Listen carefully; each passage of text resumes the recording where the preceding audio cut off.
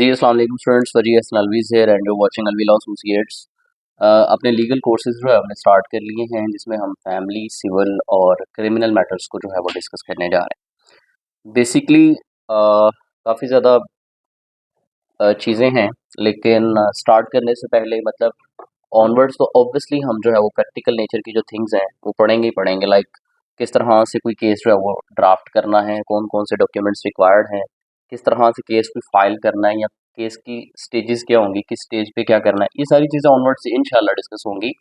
लेकिन सबसे पहले जो है बेसिक्स पता होना चाहिए। सबसे पहले हमें रूट मैप पता होना चाहिए। मैं गारंटी के साथ आपको कह सकता हूँ कि जो चीज़ आज के लेक्चर में हम डिस्कस करने जा रहे हैं, अगर तो आपका कोई एक्सपीरियंस होगा कभी, तो आप देख भी लीजिएगा कि वाकई में सर सही कह रहे थे कि आप लॉयर बन जाते हैं, आपकी 4-5 साल की प्रैक्टिस भी होती है, आप स्टिल जाके जो है वो क्वेश्चन कर लीजिएगा किसी से और ये डिफरेंस पूछ लीजिएगा, और मैं गारंटी के साथ कहता हूँ कि 60 से 70% को जो है वो आंसर नहीं आता होगा, और जिनको आता होगा वो आप खुद ही डिफ्रेंशिएट कर लेंगे कि यार ये पढ़ के आए हैं और इनको पता है।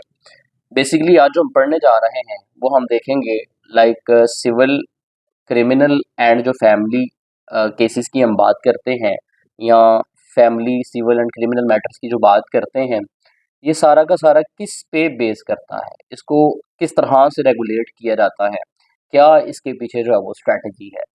बेसिकली अगर हम फैमिली की बात करें या फैमिली केसेस की बात करें या फैमिली मैटर्स की बात करें, तो वो भी ऑब्वियसली कोई ना कोई लॉज पे जो है वो बेस करते हैं। जो आपके सिविल केसेस हैं वो भी किसी ना किसी लॉज पे बेस करते हैं, और आपके जो क्रिमिनल मैटर्स हैं वो भी किसी ना किसी लॉ पे बेस करते हैं। अब लॉ सबसे पहले मैं बताना चाहूँगा कि कितनी तरह का होता है। ये कह लें कि मैं आपसे क्विज भी पूछ रहा हूँ, आप बताएं कि लॉ जो है वो कितनी तरह का होता है। मैं वो क्लासिफिकेशन नहीं पूछ रहा हूँ सिर्फ, बल्कि जल्दी जल्दी इसको लेके चलते हैं, पूछने लग जाऊंगा टाइम निकल जाएगा। Law can be of two type, ठीक है। आपका सब्सटेंटिव है, प्रोसीजरल है, ठीक है। एक आपका होता है सब्सटेंटिव लॉ, एक होता है प्रोसीजरल लॉ। अब इसमें सब्सटेंटिव में या प्रोसीजरल में क्या फ़र्क है, काफ़ी हद तक लोगों को यही नहीं पता होता, ठीक है। अगर पता होता तो एग्जैक्टली जो है वो चीज़ें एक्सप्लेन नहीं करनी आ रही होती। लेकिन इंशाल्लाह जब आप अल्वी लॉ एसोसिएट के थ्रू जो है वो ये पढ़ लेंगे तो इंशाल्लाह लाइफ टाइम याद भी रहेगा और किसी को एक्सप्लेन भी करने लायक होंगे। बेसिकली जो सब्सटेंटिव लॉ है, नाम से ही जाहिर कर रहा है कि उसमें आपको सब्सटेंस के बारे में बताया जाएगा, मटेरियल के बारे में गाइडलाइंस दी जाएंगी, राइट्स एंड ड्यूटीज़ की बात होगी, उसमें डेफिनेशंस की बात होगी, उसमें जो है वो किसी ऑफेंस की बात होगी, उसकी सज़ा जज़ा की बात होगी।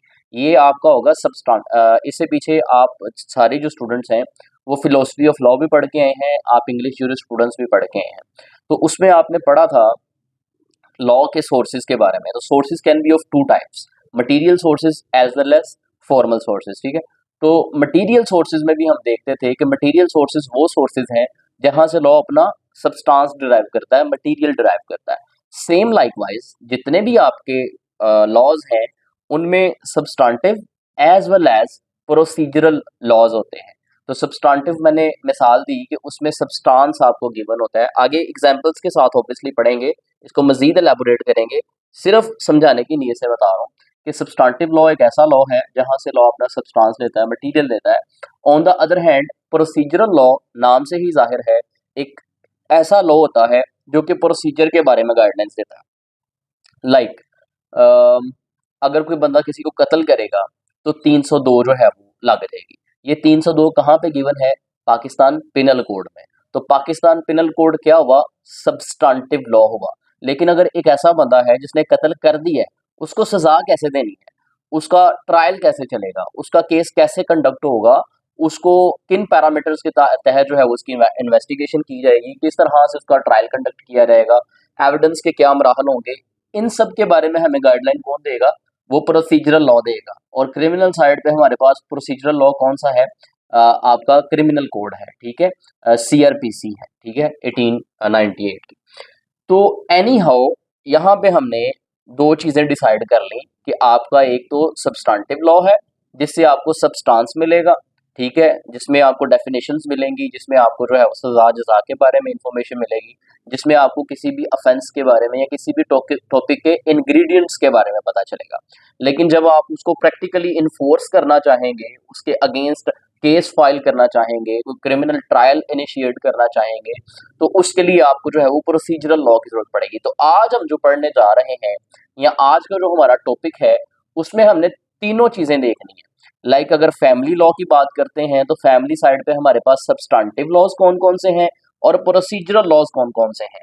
देन आपको पता चलेगा कि अगर कोई केस आपके सामने आया है तो उसको आपने सब्सटेंटिव लॉ में कहाँ पे सर्च करना है और उसका प्रोसीजर क्या होगा, वो केस चलेगा कैसे, उसका प्रोसीजर क्या अडॉप्ट करना होगा, क्या उसका फाइलिंग कैसे होगी, उसका टाइम फ्रेम कितना है, कितनी देर में उसने डिसाइड होना है, ये आपको प्रोसीजरल लॉ से पता चलेगा। सेम लाइकवाइज अगर हम सिविल लॉ की बात करते हैं तो हम देखेंगे कि सिविल लॉ जो आपका है उसमें आपके पास सब्सटेंटिव लॉज कौन कौन से हैं, ठीक है, सब्सटेंस कहाँ से मिलेगा। और देन हम देखेंगे कि सिविल साइड पे आपके पास प्रोसीजरल लॉ कौन सा है, जैसे कि सीपीसी है, ठीक है। तो उसमें हमें प्रोसीजर के बारे में पता चलेगा कि एक सिविल सूट जो है वो किस तरह से जो है वो चलता है, रिटर्न रिप्लाई कैसे सबमिट करवाना है, जो है प्लेंट कैसे जमा करवानी है, केस ड्राफ्ट कैसे होना चाहिए, एविडेंस का तरीकाकार क्या है, कितना टाइम फ्रेम होगा किसी केस को डिसाइड होने के लिए, ये प्रोसीजर हमें कौन बताएगा, सीपीसी बताएगा ऑन सिविल साइड और सीआरपीसी बताएगा ऑन क्रिमिनल साइड। और अगर फैमिली की बात कर लें तो फैमिली कोर्ट एक्ट भी है हमारे पास और मीनवाइल कुछ सीपीसी के हवाले से भी उसको जो है वो देखा जाता है। तो ये बेसिक बेसिक चीजें, होप सो टॉपिक आज का समझ आ गया है कि हम टॉपिक क्या जो है वो स्टडी करने जा रहे हैं। अगर तो इस पे सारे बच्चे क्लियर हैं कि हाँ जी ये आज का हमारा जो है वो टॉपिक है और इस पे हमने जो है वो बात करनी है, तो मुझे यस में ज़रा एक आंसर दे दें ताकि हम इसको जो है वो आगे स्टार्ट कर सकें। चलें, ऑलमोस्ट सारे स्टूडेंट्स जो हैं वो इस बात पे क्लियर हैं कि हमारा आज का टॉपिक क्या है और आज हम पढ़ने क्या जा रहे हैं। Let's start from family laws, ठीक है, कि पाकिस्तान के अंदर फैमिली लॉज कौन कौन से हैं जो कि काम कर रहे हैं, ठीक है। सिर्फ अदालत चले जाना, सिर्फ कोट पहन लेना और टिकटॉक्स बना लेना और चाय समोसे खा के घर आ जाना वकालत नहीं है, बल्कि अगर कोई आपके पास केस आया है तो आपको पता होना चाहिए कि इसमें हमारे पास ये जो केस है ये किस नेचर का है, इसमें कौन सा सब्सटेंटिव लॉ जो है वो हमारी हेल्प करेगा और इसको सॉल्व करने के लिए प्रोसीजर हमारे पास कहाँ पे गिवन है और उसको हमने कैसे करना है, ठीक है। खुला जो है वो मुंशी भी करवा लेता है, तलाक के नोटिस जो है वो मुंशी भी भिजवा देता है, ठीक है। उसके बाद गार्डियनशिप सर्टिफिकेट जो है वो मुंशी भी ले लेता है। उसके बाद हर चीज़ ये जो बेसिक बेसिक काम है ये मुंशी भी करवा देते हैं। तो एक मुंशी में और एक वकील में फिर फ़र्क कहाँ पे आता है, मुंशी में और वकील में फ़र्क जो है वो डिग्री का होता है। डिग्री मैं जो है वो एक पीस ऑफ पेपर की बात नहीं कर रहा हूँ, डिग्री से मुराद है नॉलेज होल्डर लॉयर। तो ये नॉलेज होल्डर लॉयर कब आप बनेंगे, जब आप ये चीज़ें अंडरस्टैंड करेंगे, जब आपको पता होगा कि आपका जो फैमिली लॉ है उसमें कौन कौन से सब्सटेंटिव लॉज हमारे पास मौजूद हैं और कौन कौन से प्रोसीजरल लॉज हमारे पास मौजूद हैं। तब एक मुंशी का और एक अच्छे वकील का फ़र्क वाज़ेह होगा। जब आपको पता होगा कि सिविल साइड पे हमारे पास कौन कौन से सब्सटेंटिव लॉज हैं और सिविल साइड पे हमारे पास प्रोसीजर के लिए क्या गाइडलाइंस हैं, तब आप एक अच्छे वकील साबित होंगे। जब आपको पता होगा कि क्रिमिनल साइड पे आपके सब्सटेंटिव लॉज कौन कौन से हैं और उसको देखने के लिए प्रोसीजर हमारे पास कौन कौन सा है, जब ये चीज़ें आपको पता होंगी तो देन वहाँ पे एक मुंशी जो है वो एक वकील से या एक वकील जो है मुंशी से डिफरेंशिएट होगा। अदरवाइज बेसिक बेसिक काम सारे मुंशी भी कर लेते हैं। तो वो काला कोट पहन के हम अगर कुछ जाके नोटिस करवा के बड़ा समझते हैं कि हमने बड़ा कुछ कारनामा सर अंजाम दे लिया है, तो ये नहीं होता है। हमें पता होना चाहिए कि नोटिस जो हो रहे हैं उसके पीछे लॉ कौन सा काम करता है, किस लॉ के तहत जो है नोटिस होते हैं, किस लॉ के तहत जो है न्यूज़पेपर प्रोक्लेमेशन होती है etcetera. Anyhow family laws की अगर बात करें तो कहते हैं family laws in Pakistan govern matters related to, मतलब आपका जो फैमिली लॉ है ये किन किन मैटर्स को जो है वो देखता है। आपकी मैरिज से रिलेटेड मामला इन डिटेल जो है वो पढ़ेंगे इंशाल्लाह, ठीक है। आपकी डिवोर्स से रिलेटेड मामला इन डिटेल इंशाल्लाह सारा पढ़ेंगे, मेंटेनेंस से रिलेटेड मामला इन डिटेल इंशाल्लाह सारा देखेंगे। और किसी स्टूडेंट का भी मैसेज सॉरी स्क्रीन का या वॉइस का इशू है तो बता दें, अगर क्लियर है तो मतलब हमारे एंड से क्लियर है, और किसी एक खास स्टूडेंट का जो है वो कोई मसला हो सकता है। सो क्लियर चल रहा है। एनी हाउ, मजीद आपके जो फैमिली मैटर्स हैं उसमें डावर आ जाता है, हक महर का कंसेप्ट है, गार्डियनशिप आ जाता है कि किस तरह से बच्चे की गार्डियनशिप सर्टिफिकेट लेना है, then custody of children, inheritance and other domestic relations. तो अब मतलब अगर आपसे पूछा जाए कि हम जब फैमिली केसेस की बात करते हैं या फैमिली लॉ की बात करते हैं तो उसमें कौन कौन सी चीज़ें कवर होंगी, तो उसमें आपकी ये सारी चुनिंदा चुनिंदा चीज़ें जो है वो आ जाती हैं। लाइक उसमें मैरिज आ जाती है, डिवोर्स आ जाती है, dissolution of marriage on the basis of खुला है, देन आपके मेंटेनेंस के मामला, डावर एटसेट्रा, इन सबको कौन कवर करता है? आपका फैमिली लॉ कवर करता है। लेकिन यहाँ तक बात कर देना इनफ नहीं है, हमें इन डेप्थ जाना पड़ेगा, इन डिटेल मजीद चीज़ें जो है वो इसके बारे में देखना पड़ेंगी। कहता these laws aim to regulate family life in accordance with Islamic principles and ensure justice and protection for all family members. Anyhow, हम बात करते हैं कि फैमिली लॉज जो है वो कितनी तरह के हैं, इसको भी हम जो है वो उसी बेसिस पे दो कैटेगरीज में कैटर कर लेते हैं। One will be of substantive law and the other will be of procedural law. ठीक है, तो अब हमने देखना है कि जब फैमिली केसेस की बात करेंगे, जब फैमिली मैटर्स की बात करेंगे, तो फैमिली लॉज हमारे पास सब्सटेंटिव नेचर के कौन कौन से मौजूद हैं और फैमिली लॉज हमारे पास प्रोसीजरल नेचर के कौन कौन से अवेलेबल हैं। ठीक है, ये बात हमने देखनी है। फिर family laws in Pakistan can be broadly divided into two types, दो इसके टाइप्स हो सकती हैं। ठीक है, इस हवाले से सब्सटेंस और प्रोसीजर के हवाले से सब्सटेंटिव लॉ की बात करते हैं तो सब्सटेंटिव लॉ जैसे मैंने ऊपर बता दी है सारी चीजें, लेकिन फिर भी यहाँ से देख लेते हैं। कहते हैं जी substantive law defines the actual rights and duties of individuals under the law.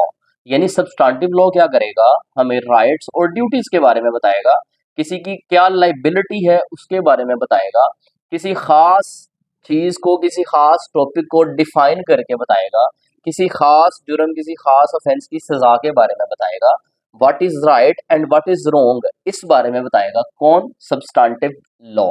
ठीक है, then it tells what conduct is permitted और prohibited and what legal relationship exist between parties. मतलब सब्सटेंटिव लॉ हमें बताता है कि क्या परमिटेड है, क्या आप कर सकते हैं, और व्हाट इज प्रोहिबिटेड, और क्या मना है, यानी क्या आप नहीं कर सकते हैं। ठीक है, और इसी तरह बताएगा कि जो दो पार्टीज हैं उनके दरमियान रिलेशन क्या है, एटसेट्रा एटसेट्रा। कहते हैं जी in the context of family law, अगर फैमिली लॉ की बात की जाती है तो substantive law explains what constitute a valid marriage. तो फैमिली लॉ हमें क्या बताएगा, फैमिली लॉ में सब्सटेंटिव लॉ फैमिली सेंस में हमें बताएगा कि मैरिज क्या होती है। ठीक है, सब्सटेंटिव लॉ फैमिली नेचर में हमें बताएगा कि डावर क्या होता है। सब्सटेंटिव लॉ फैमिली नेचर में हमें बताएगा कि आपकी मेंटेनेंस के मामलात कैसे रेगुलेट होने हैं, किस तरह से आप जो है वो खर्चा क्लेम कर सकते हैं, किस तरह से आप जो है वो मैरिज करेंगे, वैलिड मैरिज की रिक्वायरमेंट्स क्या होती है, ये कहाँ से पता चलेगा? सब्सटेंटिव लॉ से पता चलेगा। डॉवर क्या है, कहाँ से पता चलेगा? सब्सटेंटिव लॉ से पता चलेगा। आपकी जो है वो गार्डियनशिप क्या है, कहाँ से पता चलेगा? सब्सटेंटिव लॉ से पता चलेगा। आपके कस्टडी से रिलेटेड मामला क्या हैं, कहाँ से पता चलेगा? सब्सटेंटिव लॉ से पता चलेगा। जब हम कह रहे हैं कि ये सारे टॉपिक्स हमें सब्सटेंटिव लॉ से मिलेंगे, तो फिर ये क्वेश्चन रेज होता है कि आया कि फैमिली जो लॉ है इसमें सब्सटेंटिव लॉज आखिर हैं कौन कौन से? मतलब अगर हमने मैरिज को पढ़ना है, अगर हमने कस्टडी ऑफ माइनर को पढ़ना है, अगर हमने गार्डियनशिप ऑफ माइनर को पढ़ना है, अगर हमने जो है वो खुला से रिलेटेड कोई चीज़ पढ़नी है, अगर हमने डिवोर्स से रिलेटेड प्रोसीजर पढ़ना है, तो सर हमारे पास सब्सटेंटिव लॉ कौन सा है? तो उसके लिए जो है वो डिफरेंट हमारे पास एग्जांपल्स हैं। ठीक है, ये जो एग्जांपल्स हैं इनको फिलहाल स्किप करें, नेक्स्ट एग्जांपल्स हम देख लेते हैं। ये सारे के सारे जो लॉज मैं यहाँ पे बताने लगा हूँ, ये वो लॉज हैं जो कि सब्सटेंटिव इन नेचर है।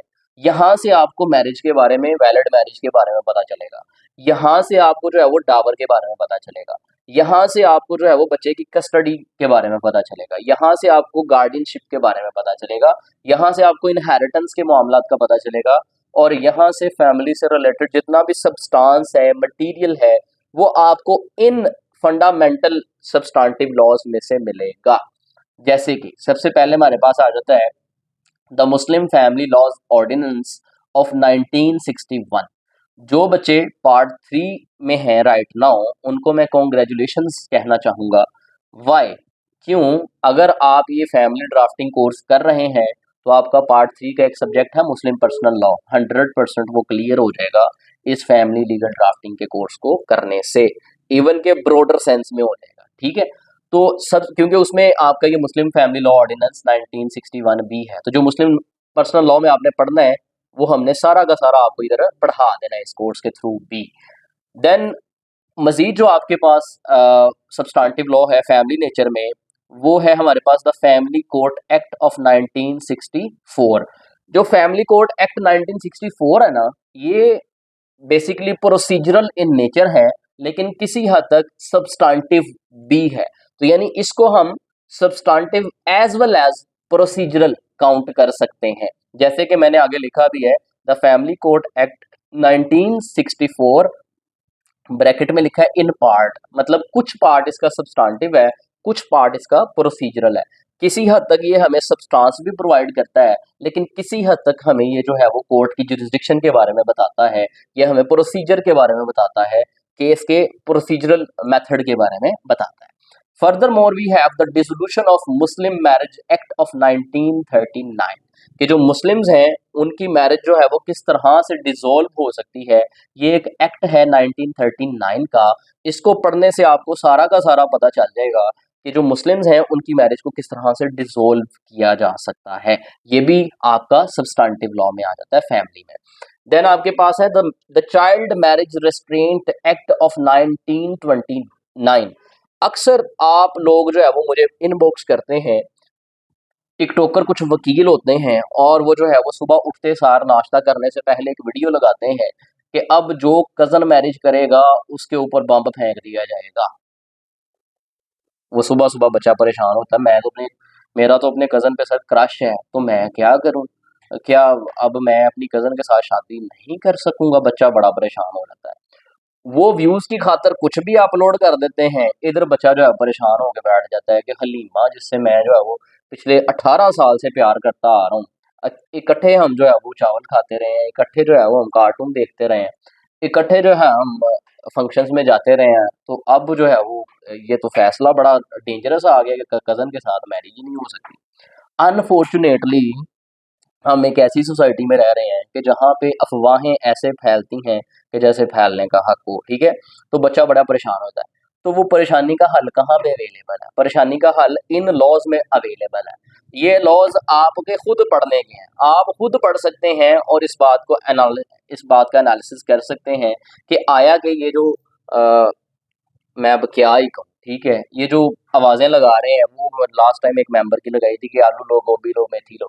वो हिसाब हो गया वकालत का, खुला करा लो, तलाक करा लो, ये करा लो, वो करा लो, ऑनलाइन निकाह करा लो, ये करा दूंगा, मरते दम तक जो है वो इसी खातिर प्रैक्टिस करूंगा कि सारी मोहब्बतें मिलवा दूंगा। ये प्रैक्टिस चल रही है अनफॉर्चुनेटली। एनी हाउ, ये जो लॉज हैं ये सब्सटेंटिव लॉज हैं, यहाँ पे हर चीज लिखी हुई है। यहाँ पे लिखा हुआ है कि वैलिड मैरिज की क्या क्या रिक्वायरमेंट्स हैं। उसमें 2 गवाह होने चाहिए, उसमें जो है वो आपका रिटर्न जो है वो डॉक्यूमेंट्स होने चाहिए, उसमें जो है वो एज ऑफ मेजोरिटी होनी चाहिए, उसमें दोनों पार्टीज का जो है वो साउंड माइंडेड होना चाहिए, उसमें जो है वो फलां फलां चीज़ें हैं। जब आप ये पढ़ लेंगे तो फिर चाहे आप कज़न के साथ करें, चाहे समीना के साथ करें, फहमीदा के साथ करें, यमुना के साथ करें, कोई मसले वाली बात नहीं है।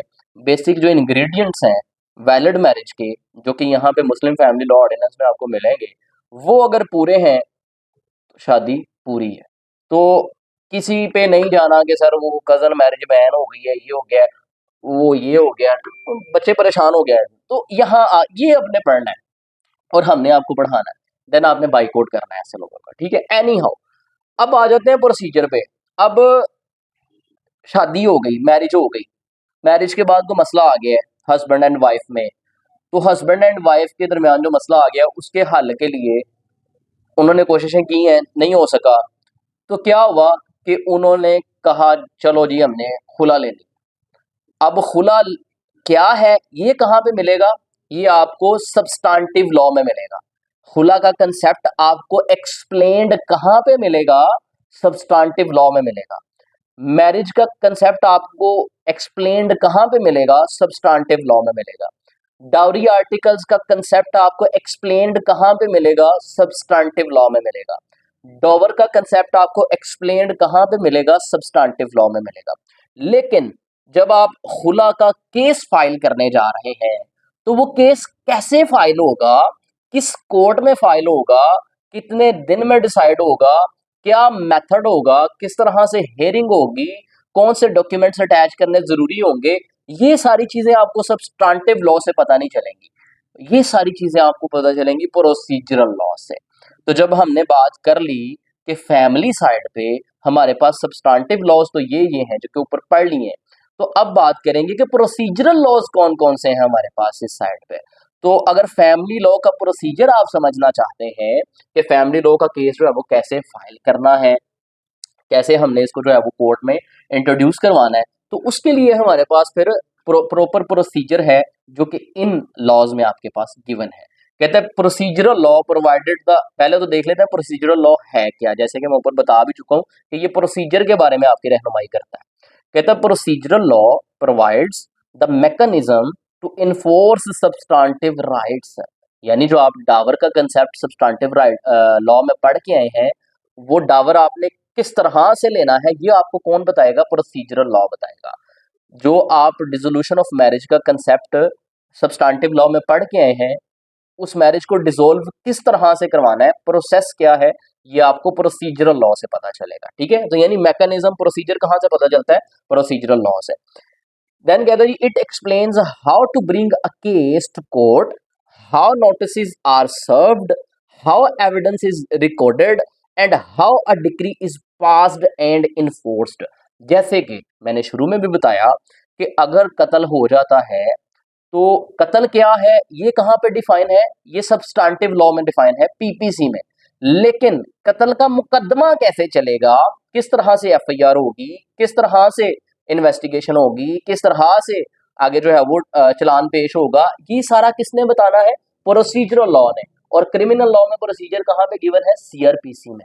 लिहाजा इसी तरह से है कि जो मुस्लिम फैमिली ऑर्डिनेंस है या फैमिली कोर्ट एक्ट है या dissolution of marriage Muslim marriage है, इन्होंने हमें सब्सटेंस दे दिया, लेकिन कोर्ट में केस कैसे फाइल करना है, नोटिस कैसे सर्व होंगे, एविडेंस कैसे आएगी, क्या टाइम फ्रेम होगा, ये कहाँ से पता चल रहा है? प्रोसीजर से। अब हम देख लेते हैं कि ऐसे कौन से प्रोसीजरल लॉज हैं जो कि हमारे पास अवेलेबल हैं इन पाकिस्तान फैमिली साइड पे। सब्सटेंटिव लॉज तो हमने देख लिए कि मुस्लिम फैमिली लॉ ऑर्डिनेंस है, फैमिली कोर्ट्स एक्ट पार्शली है, dissolution of marriage Muslim marriage act है, चाइल्ड रेस्ट्रेंट एक्ट है, गार्डियन एंड वार्ड्स एक्ट है, वगैरह वगैरह। अब प्रोसीजरल की साइड पे जाएं, प्रोसीजर की साइड पे जाएं, तो वो कौन कौन से लॉज हैं? तो प्रोसीजर में हमारे पास example of procedural family laws, इसमें आ जाए सेकंड हेडिंग में इस पेज की। तो कहते हैं जो फैमिली कोर्ट्स एक्ट, जैसे मैंने ऊपर बताया था कि जो फैमिली कोर्ट एक्ट 1964 का है वो पार्टली प्रोसीजर है, पार्टली जो है वो सब्सटेंटिव है। तो आपको फैमिली कोर्ट एक्ट 1964 में प्रोसीजर मिलेगा कि किस तरह से आपने फैमिली कोर्ट फैमिली केस जो है वो दायर करना है, किस तरह से जो है वो उसमें एविडेंस होगी, क्या क्या तरीके होंगे, ये सारा आपको वहां से मिलेगा। कोर्ट की जुरिस्डिक्शन क्या है, प्रोसीजर क्या होगा, कौन सी कोर्ट जो है वो मुकदमा सुन सकती है, कौन सी कोर्ट जो है वो नहीं सुन सकती, क्या जो प्लेंटिफ है, प्लेंटिफ मुदैया को बोलते हैं फैमिली सूट में, वो अगर लाहौर से है तो वो क्या नारोवाल केस फाइल कर सकती है, नहीं कर सकती है, नारोवाल जो है तो लाहौर केस फाइल कर सकती है, नहीं। ये जुरिस्डिक्शन कहाँ से पता चलेगी? प्रोसीजरल लॉ से पता चलेगी। Then same likewise family court rules हैं 1965 के, और जो आपका सीपीसी है जो कि सिविल जो मुकदमात हैं उनमें आपके पास प्रोसीजरल लॉ है, वही सीपीसी जो है वो काम करता है हमारे पास सिविल केसेस में भी, वहाँ पे जहाँ पे हमें फैमिली लॉ से रिलेटेड को प्रोसीजर स्पेसिफिक नहीं मिलता। तो ये कुछ बेसिक इसका अब सब्सटेंटिव और प्रोसीजरल का डिफरेंस भी बता दिए, और लास्ट में वी हैव कंक्लूजन। तो ये आज का पहला टॉपिक था जिसमें हमने देखा कि जो फैमिली लॉज हैं, फैमिली लॉज दो तरह से हमने उनको कैटर किया। एक तो हमारे पास हो गया सब्सटेंटिव लॉज फैमिली साइड पे, और एक तरफ हो गया प्रोसीजरल लॉज फैमिली साइड पे। सब्सटेंटिव की बात करें तो सब्सटेंटिव लॉ हमें बताएगा कि मैरिज क्या होती है, मैरिज की वैलिडिटी क्या है, कितनी काइंड्स होती हैं, ये सारा मटेरियल कहाँ से मिलेगा आपको, सब्सटेंटिव लॉ से मिलेगा। देन डावर क्या है, कस्टडी ऑफ चाइल्ड कैसे लेनी है, मेंटेनेंस के क्या मामला, ये सारा का सारा जो सब्सटेंस है ये हमें मिल रहा है सब्सटेंटिव लॉ से। और वो सब्सटेंटिव लॉज कौन कौन से हैं हमारे पास, हमने पढ़ा कि मुस्लिम फैमिली लॉ ऑर्डिनेंस है, देन डिफरेंट जो है वो जैसे कि हमारे पास यहाँ पे द फैमिली कोर्ट्स एक्ट था 1964 का, चाइल्ड मैरिज रिस्ट्रेंट, ये सारे सब्सटेंटिव थे। लेकिन then on the other side हमने देखा कि अगर कोई मसला बन जाता है, अगर जो है वो हमें कोई खुला करवानी पड़ जाती है या कोई डिवोर्स नोटिस सर्व करने हैं या केस कोर्ट में फाइल करना है, तो उसके लिए हमें कहाँ से रहनुमाई मिलेगी, तो उसके लिए प्रोसीजरल लॉ अवेलेबल है, जिसमें हमारे पास द फैमिली कोड एक्ट है 1964 का, और फैमिली कोर्ट्स रूल्स हैं, और देन ऑब्वियसली सीपीसी भी साथ काम करता। तो ये था हमारे पास आज की हद तक फैमिली से रिलेटेड। अब आप स्टूडेंट्स ने बताना है कि आगे हम सिविल को कंटिन्यू करें या आज के लिए इतना काफ़ी है, उसको कल पे रख लें, या आज ही पढ़ना है, जैसे कहेंगे हो जाएगा। फिलहाल इसको थोड़ी देर के लिए स्टॉप करते हैं और नेक्स्ट लेक्चर उसका अलग से हो जाएगा इस तरह से ना।